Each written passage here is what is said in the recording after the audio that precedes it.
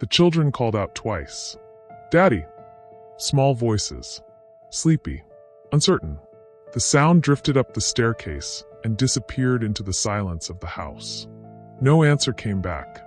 The two children stood at the bottom of the stairs in their pajamas, barefoot against the cold wooden floor, waiting for movement, for footsteps, for something.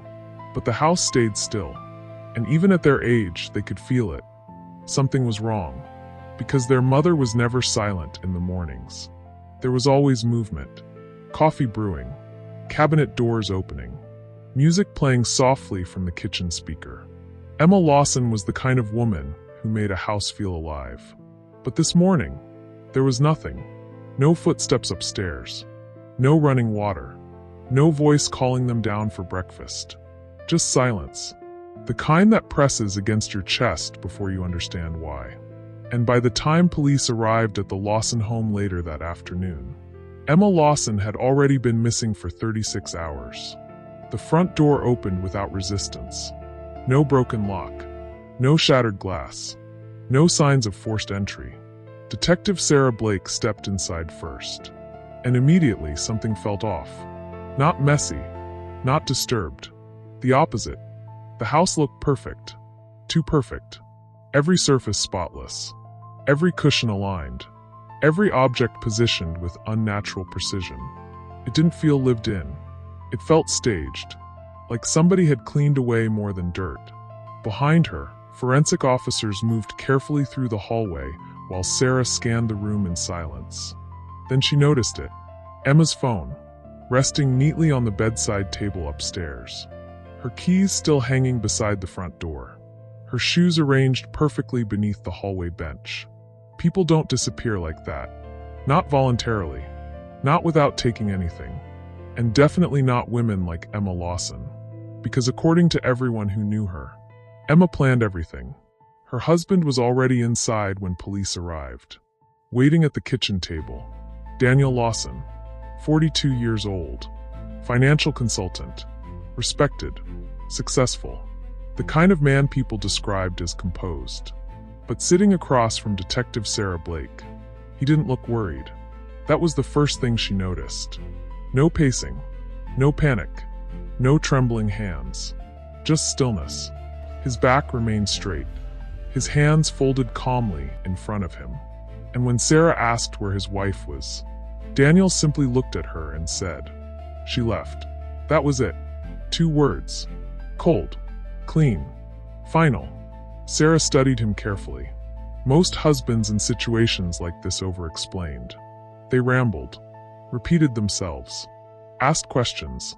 But Daniel Lawson didn't ask a single one. Almost like he already knew what happened. And when Sarah asked when he last saw Emma, something strange happened. Daniel smiled. Not a happy smile. A controlled one. Small. Measured. Gone almost immediately. "Thursday night," he said calmly. "She was upset about something." "What something?" A pause. Then another smile. "I'm not sure." But Sarah didn't believe him. Because people tell the truth with their bodies long before they tell it with words. And Daniel Lawson looked like a man concentrating very hard on staying calm. 3 months earlier, Emma Lawson noticed a number. 48,200 pounds. Transferred from one of Daniel's accounts at 2:13 a.m. At first, she almost ignored it. Daniel handled large amounts of money constantly. Transfers. Investments. Corporate accounts. It wasn't unusual. But something about this payment bothered her. The company name attached to it didn't match any client she recognized. No paperwork. No invoice trail. Nothing. And Emma Lawson noticed patterns. So later that night, after Daniel fell asleep beside her, she opened the laptop again and looked deeper. Another transfer. Then another. Then another. Each one routed through companies that barely existed. Shell corporations. Layered transactions. Offshore accounts. Money moving in circles complicated enough to confuse almost anyone. But not Emma. Night after night, while Daniel slept peacefully beside her, Emma started building a map. Quietly, carefully, documenting everything. Transaction IDs, account numbers, company names. And the deeper she dug, the darker the picture became. This wasn't tax avoidance. This wasn't accounting manipulation. This was laundering. Professional, systematic, deliberate. And at the center of it all was her husband. The hardest part wasn't discovering the truth. It was pretending she hadn't.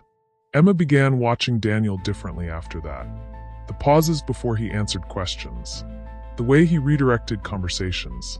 The way he always needed control over every room he entered. And slowly, things she once ignored started feeling sinister. One night at dinner, Daniel casually asked, "You've been staying up late recently." The words sounded harmless, but something underneath them felt sharp. Emma looked up from her plate. Couldn't sleep. Daniel nodded slowly, then smiled. "You should be careful with stress." That smile again. Controlled. Practiced. And suddenly Emma realized something terrifying. Daniel wasn't asking questions to learn information. He asked questions to measure people, to study reactions, to test them.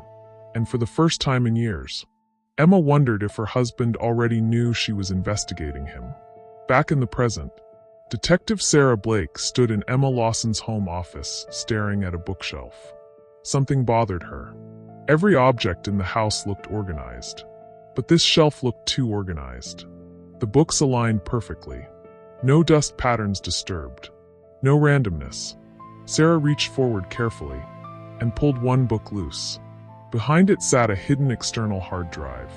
Forensics immediately took it, and 30 minutes later, they found encrypted files, hundreds of them, financial records, transfer logs, fake corporations, enough suspicious activity to trigger federal investigation. Emma Lawson hadn't just suspected her husband. She had been building a case against him. And suddenly, this was no longer just a missing persons investigation. At 10:42 p.m. on the night she vanished, Emma Lawson sent Daniel a text message. Only 6 words. "We need to talk. I know everything." Detective Sarah read the message twice, then looked up slowly at Daniel sitting across the interrogation room.